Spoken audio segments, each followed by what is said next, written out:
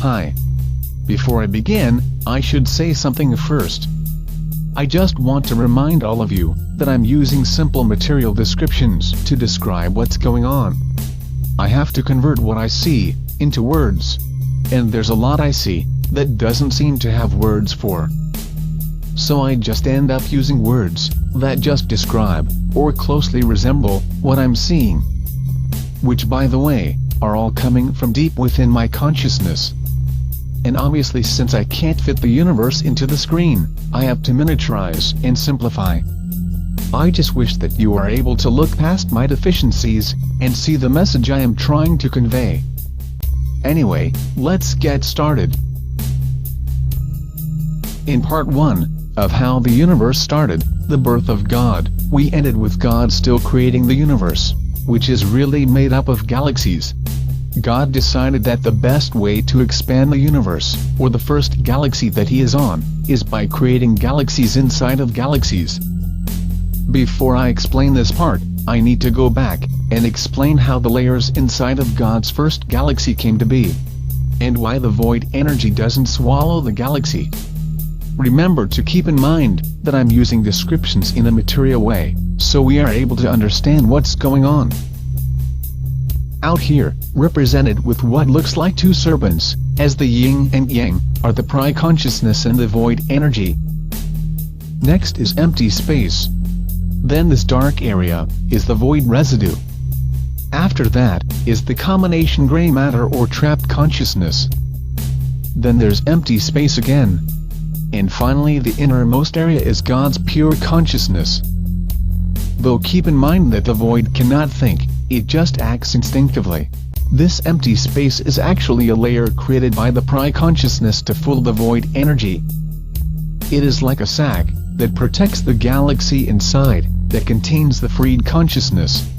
The empty space is like a camouflage, designed to work together with the void residue, to make it seem that there's nothing there, but empty void, so there's nothing to swallow.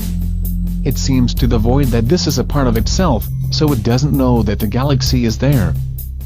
So the empty space, together with a layer of void residue, is like an invisible shield that's hiding the galaxy inside. The prime-consciousness encoded the freed consciousness with instructions to separate from the void by creating space, and head for the center inside the sac, or inside the first galaxy. By doing this, it pushed the void residue to the outer edges of the galaxy inside, which then ended up acting as a shield.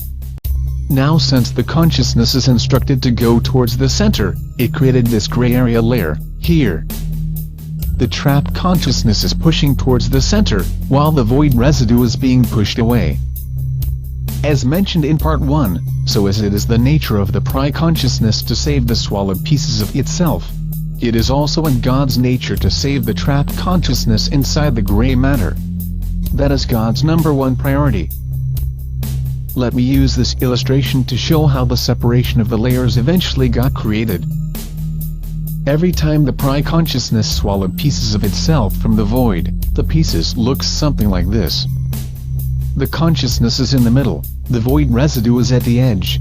Then the gray matter in between, very similar to the layers inside the galaxy. In this illustration, it shows what happens after the prime-consciousness swallows the trapped consciousness. This is the first galaxy with God inside. Let me make this part bigger. When the consciousness pieces goes through the sac or layers, it sheds its layer of void residue in this outer layer. Then it passes through the gray area layer, and sheds the gray layer, containing trapped consciousness. Then finally the pure consciousness goes on into the center. After a while of this continuous flow, a cord-like connection got created, that goes around with the front part or the head, of the prime-consciousness. The void energy never gets to see this cord because it gets covered up by this outer layer, an empty space. During the chaos and consciousness development period, when God was still in the womb, the trapped consciousness in this gray area accumulated to about 9 billion years worth. So there's a lot of trapped consciousness waiting in line to be released. God needed to shrink this gray area, and reduce or eliminate the waiting time of a trapped consciousness. which eventually led to contraction, and the creation of galaxies within galaxies. Then God pretty much just did what the Pre-consciousness did. He created something like an umbilical cord, or a tube that acts like a vacuum, that sends these combination gray matter to flow into the fourth circle, to be processed into jump energy. This cord flows opposite of the pure consciousness, to go along with the natural spin that's occurring inside. There's another reason why God placed the cord on this side. As the trapped consciousness are released up here, the oldest ones settled on the opposite side. Since these ones down here have been waiting the longest, they get to go out first. So the waiting line to be released starts here. Keep in mind that all of us were once trapped here also, and waited in line. This was us, in the gray layer. Now, there's also an accumulation of trapped consciousness inside the void energy that the Pre-consciousness is trying to free. But the waiting is different because time as we know it does not really exist on this side, but rather it's a different form, or somewhat of a primordial type version of time. The concepts of how this side of nothingness work is very hard, if not impossible, for us on the material world to understand. Anyway, as trapped consciousness are released, the galaxy inside gets bigger, and this cord, up here, also gets bigger, creating a bigger layer of trapped consciousness, and making the waiting line much longer. So the flow going in up here is faster than the flow on this side. God needed to increase the flow down here. He needed to make this cord bigger than the one up here. There's so much to explain in this part of the process that I have to skip some of them maybe for a different time. Let me explain though, that when God releases the trapped consciousness in the gray matter, the pure consciousness gets bigger as the gray area gets smaller, and the void residue increases out here, and in layers inside the galaxies along with the pure consciousness. Now this cord relies on the growth of the galaxies inside, so as the galaxies grow, the cord also grows. Here's an example of what's supposed to happen. Please, please, please, let me get what I want this time.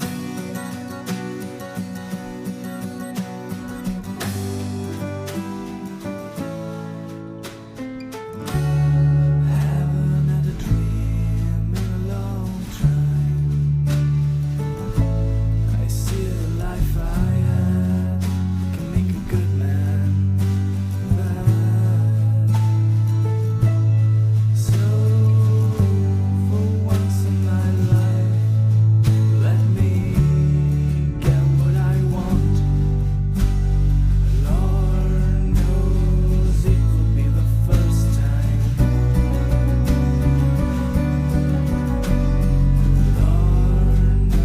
knows it will be the first. When it gets to this point, where the gray area layer is gone, then God stops everything, and resets. Let me explain further. Now the way the setup works, is that the galaxy's growth really depends on the growth of the released consciousness inside. It is the consciousness that eventually creates the illusion of what's inside the galaxies. As more and more consciousness are released, the bigger the universe get. God just got it started, by adding pieces of himself, that contain coded instructions, to the galaxy he created. And by mixing pieces of himself, also containing coded instructions, into every individually freed consciousness. I will explain this more later on. So it started out small, from God's perspective, then the cord grows Fibonacci style.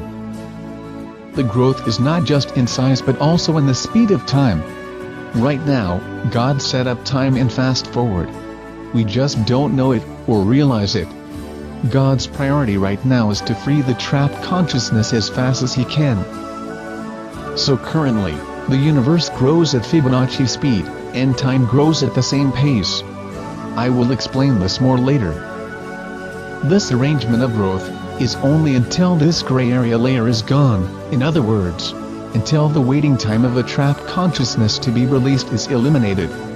Which would look like this figure, where there's no more gray layer. and the cord that was created down here is moved up here. So the released gray matter directly go inside the galaxies to be freed. We haven't gotten to this yet. But when this happens, God will stop time inside the galaxies to make the adjustments, which the galaxies won't even notice, by the way. Let me explain that further. Let me just point out that I'm finding that the more I delve in, the more explanations are needed. You may have noticed that I keep saying that I will explain things more later. I don't know where the explanations would stop, so I will just go with the basic information which are enough to explain what's going on. Let's get back to when God resets and stops time inside the galaxies to make adjustments. For this, I have to explain a bit about time and the differences of time in God's galaxy and ours, and also how time flows, and its relation to the creation of space in our galaxy. Okay, when God created this galaxy inside His own, He created it so that time is slower inside. You see, when God's galaxy got created, there were 6 things that God created or released. Consciousness, or God, was created, along with time. So in this first galaxy, God and time are equal in a way that He did not create time in His galaxy, and therefore, in here, God cannot stop time.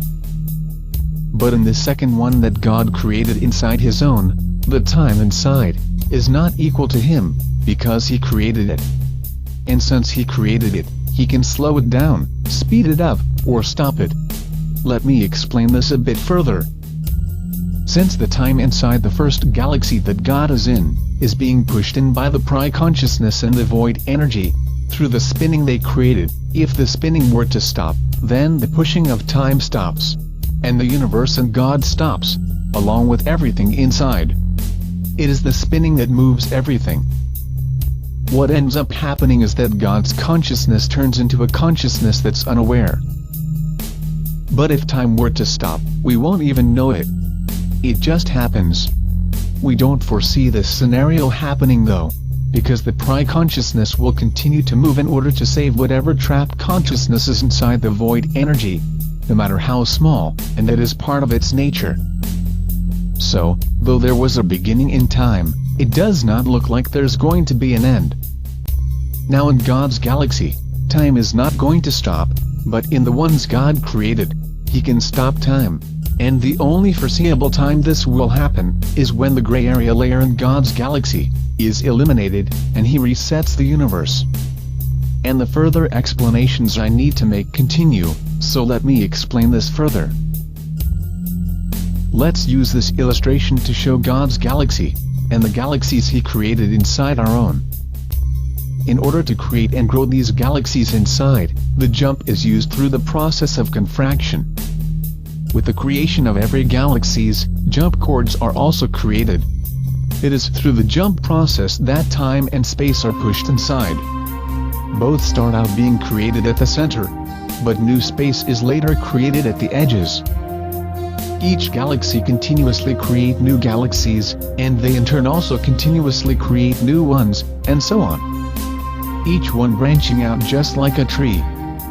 They are created through the jump by the 12th cycle consciousness. Let's use this illustration of a pyramid to show what's happening.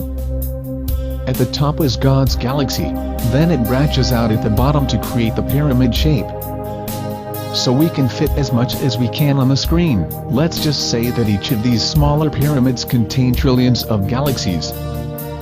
From the top, God sends out pieces of Himself to free the trapped consciousness in the gray layer, through the jump. The trapped consciousness are then proportionally distributed throughout the galaxies, except in the newly created ones that are still growing. Along with the trapped consciousness, God's own energy is also proportionally distributed throughout the universe to help grow the galaxies, including the newly created ones. The mixing up pieces of God with the gray matter does several things. Among them are to free the trapped consciousness, grow the universe, and create the jump cords that connects the galaxies and the consciousness inside together. As the lower part of the pyramid increases, the ones at the top gets bigger. But for this illustration, I will leave the pyramids at the top the same size. So the 12 cycles creating each galaxy are responsible for the growth of the pyramid. The universe is growing this way because God is making time inside move and fast forward. Let me quickly point out that the cord down here, growing bigger than the one up here, that's causing time to speed up inside the galaxies. Remember, God's main priority is to free the trapped consciousness inside the gray layer as fast as he can, which is the reason for time being pushed faster inside our galaxies. Because time is in fast forward, this pyramid shape continues on until the gray layer containing the trapped consciousness in God's galaxy is eliminated. At which point, the pyramid shape stops growing, or time is stopped, and God resets everything. When the reset happens, all the pure consciousness inside the inner 4 circles are at one with God, or at one with pure consciousness, so they don't stop. Only the galaxies and the ones that are not pure consciousness stops. When a consciousness becomes at one with God, though in separate galaxies from our point of view in the material world, those pure consciousness are actually elevated into God's galaxy, and therefore, outside the realm of time inside our own. Okay, let's go back to the reset. At this point, since the flow of trapped consciousness goes directly into the galaxies, and is in real time so to speak, God needs to adjust time inside, to synchronize with the direct flow. Now since the flow is slower and has lessened, the distribution of God's energy is also slower, and the 12th cycles also slows down, so a reset or new coding or instructions are needed. There are so many to list, but the only one we need to know is the distribution of 12 cycles in order to create or match the lessened flow of energy. So the 12 cycles from all the galaxies are combined, so that galaxies no longer create their own galaxies, but rather the creation of new ones are shared among different galaxies. In other words, 12 cycles from other galaxies combine to create a new galaxy. What ends up happening to the shape of the pyramid is that it reverses, creating the shape of a diamond, until it reaches the very bottom, where then smaller diamond shapes are created, matching the amount of flow from above. The universe is very, very far off from this. We're not even halfway through the gray layer in God's galaxy. So the continuous flow of consciousness evolution is an important part of God's priority of freeing the trapped consciousness.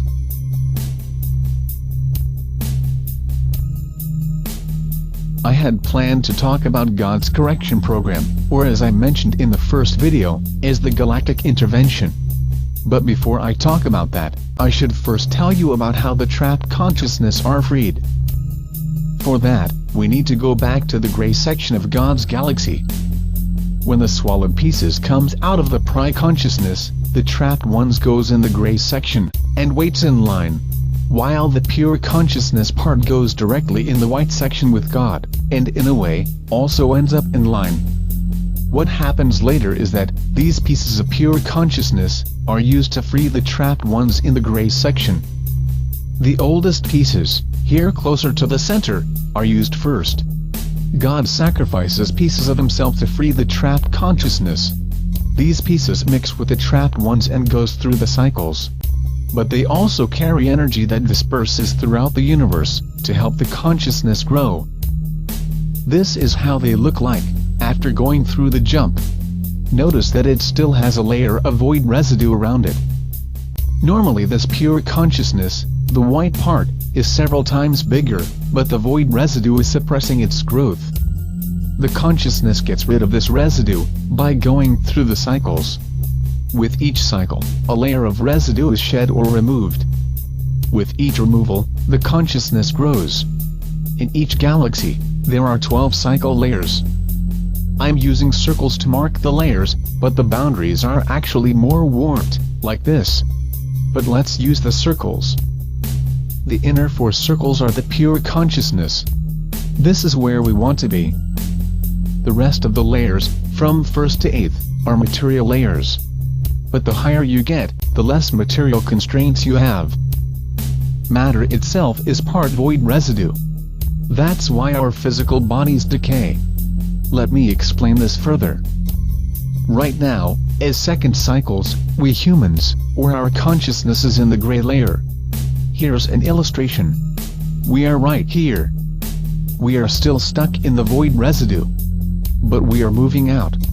After the jump, the consciousness started over here, as first cycles.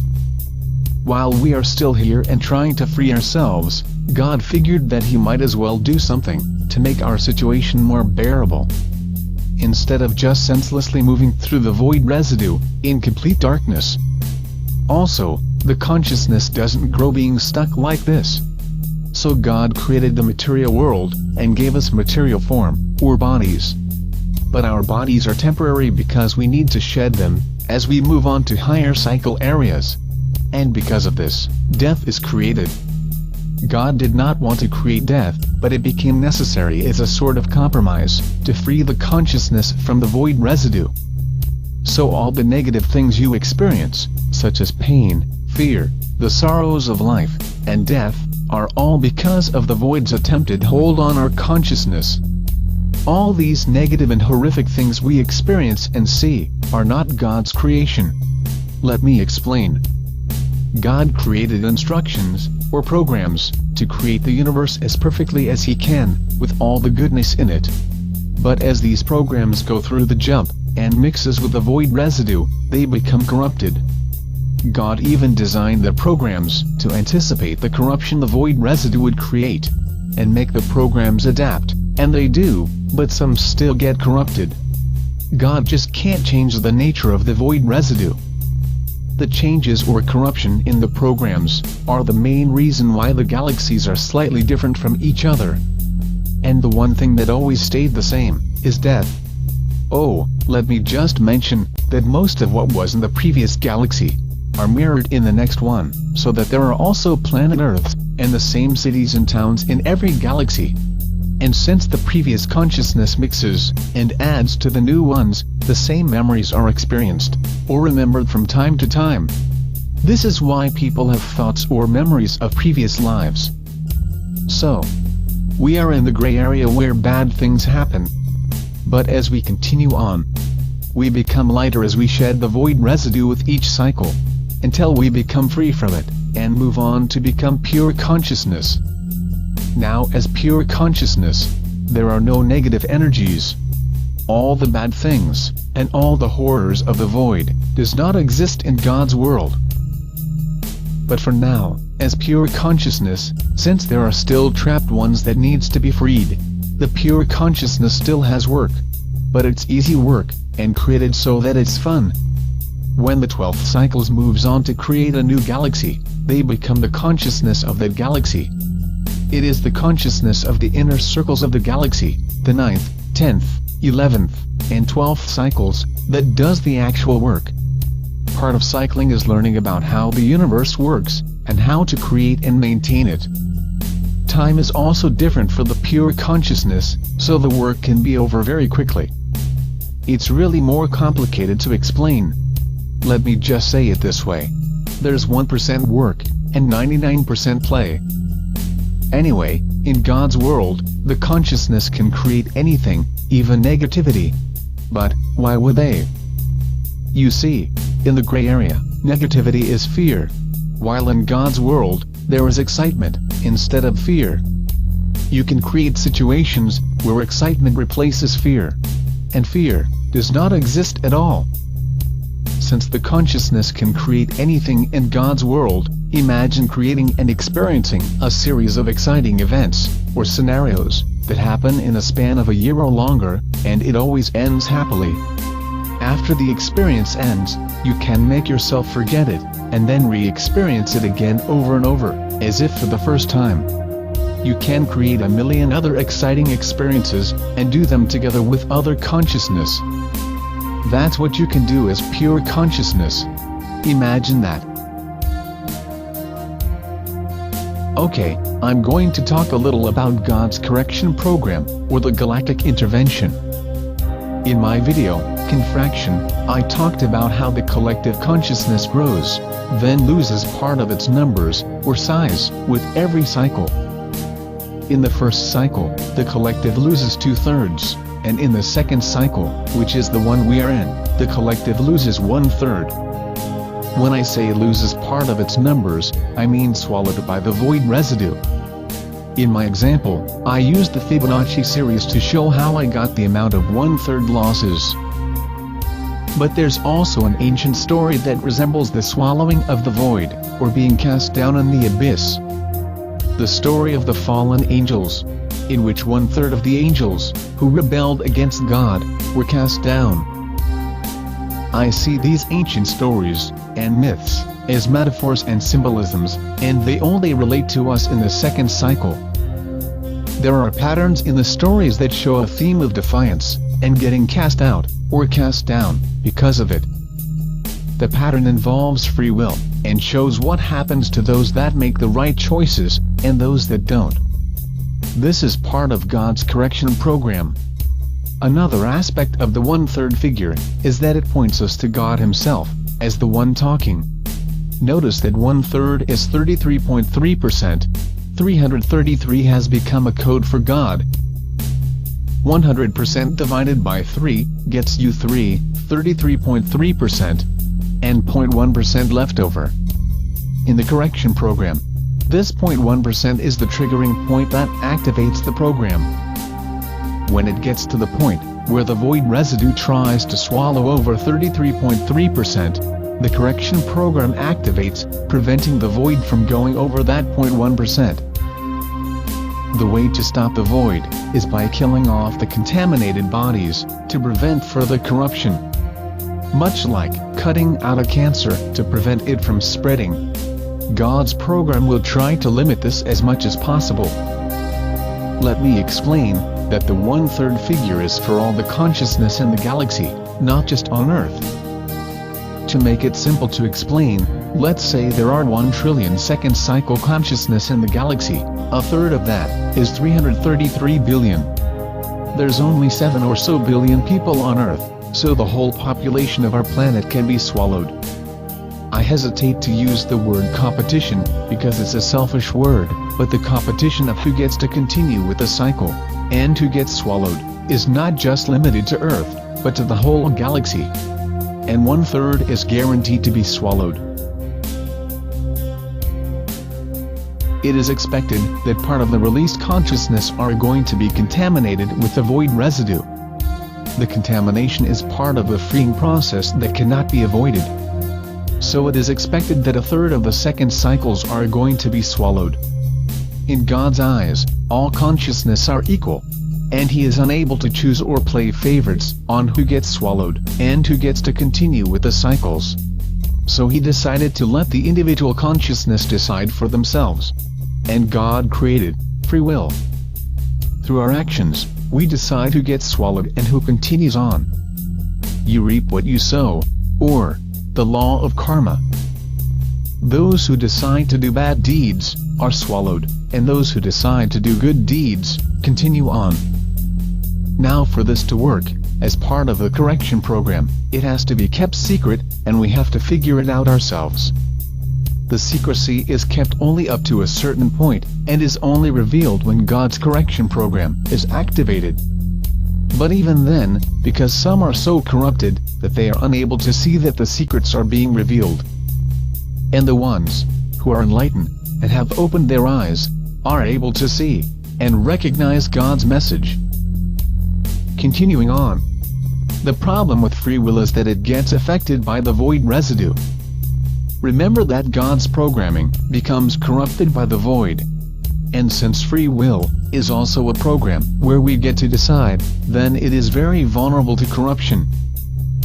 Because this corruption of our free will happens all the time.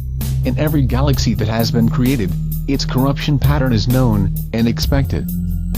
The way the corruption evolves and grows has been calculated and predicted, so that it is known that after a certain amount of time, our consciousness becomes so immersed in void residue that through our actions, our corruption ends up taking away from ourselves our own free will. We end up taking away our freedom to choose which way to go. In today's global mainstream society, we see this removal of our free will, through brainwashing, and the use of subliminal messages, to condition our minds. The end result of this is slavery of the consciousness. Since we unknowingly choose the wrong things to do, we become automatically swallowed by the void. The more void residue our consciousness absorbs, the more horrors we inflict on each other. This is not completely our fault. This is part of what happens to consciousness that are still stuck in the gray area. So, to counter this corruption, God created the correction program, which is a form of galactic intervention. Basically, what it does is get rid of all the systems in society that cause us to lose our free will. This is why deep down, we know that the word freedom have a much deeper meaning. And it does. It is another way of God resetting and giving back to us what is ours, to ensure the continued growth of the galaxies. Now, it goes against God's plan to save the trapped consciousness as fast as He can, by wiping away all consciousness-bearing life on Earth. So God's program will try to save as many as it can. We can see how the correction program works by looking at the ancient stories and recognizing the patterns. Our history shows a progression of how the corruption evolves. Starting small and localized, then eventually ends up in a correction. Through the years, the corruption and correction start out small, and after a few millennia, grows to a global scale, that also leads to a global correction. Now, the patterns also show that when the correction program is triggered, warnings are given, to give people a chance to free themselves. Through these warnings, the secrets of free will, and the program, are revealed. There's so much more to talk about, but I have to leave it there, for now. In my next video, titled, Beyond the Fractal, I plan to continue to talk about God's correction program.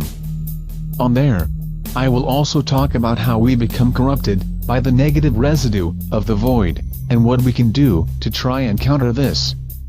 There's more to come. Until then.